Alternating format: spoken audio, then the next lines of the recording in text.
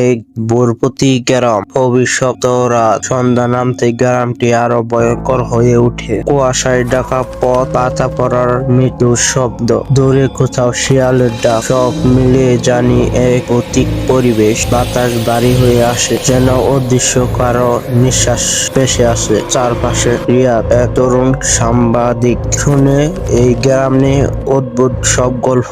বলা হয় রাতে এখানে অদৃশ্য ছায়া ঘুরে বেড়ায়, আর যারা এই গ্রামে একবার প্রবেশ করে তারা ফিরে আসে না। কৌতূহল তাকে গ্রাস করে, সে সিদ্ধান্ত নয় নিজে যে যাচাই করবে। গ্রামে প্রবেশ করার সময় সে বুঝতে পারে কিছু একটা অস্বাভাবিক। তার গাড়ির ইঞ্জিন হঠাৎ বন্ধ হয়ে যায়, গাড়ির আলো নিভে যায়, তার চারপাশে অন্ধকার আরো বেড়ে যায়। বাধ্য হয়ে সে পায়ে হেঁটে গ্রামে যাওয়ার সিদ্ধান্ত নেয়। চারদিকে নিস্তব্ধতা। হঠাৎ অনুভব করে তার পিছনে হেঁটে আসতেছে। ঘুরেই দেখতে পায় সেখানে কিছুই নেই। সে ভাবলো হয়তোবা মনের ভুল, কিন্তু মিনিট কয়েক পরেই ভয়ঙ্কর ঘটনা। একটি পুরনো বাড়ির জানালা থেকে দুটি লাল চোখ জ্বলজ্বল করছে। বাতাস ভারী হয়ে থাকে, যেন কেউ ফিসফিস করে কিছু বলছে। রিয়াদ বাড়ির দরজা খুলে ভিতরে প্রবেশ করে। দেওয়ালে রক্তের মতো লাল দাগ। এক মুহূর্তেই সে বুঝতে পারে এখানে কিছু একটা আছে। তার পিছনে কিসের জানি একটি শব্দ।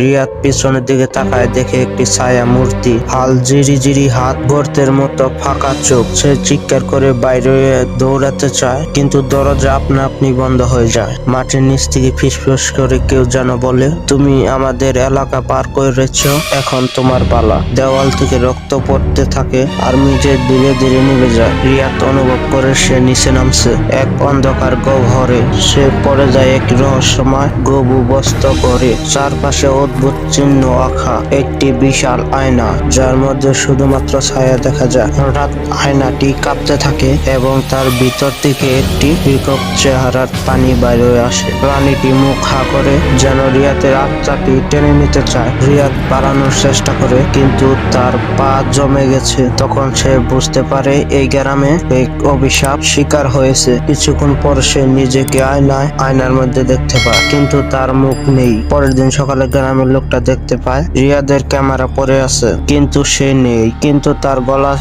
আওয়াজ শোনা যায় না, শুধুমাত্র বাতাসে মিশে থাকা শীতল ফিসফিস।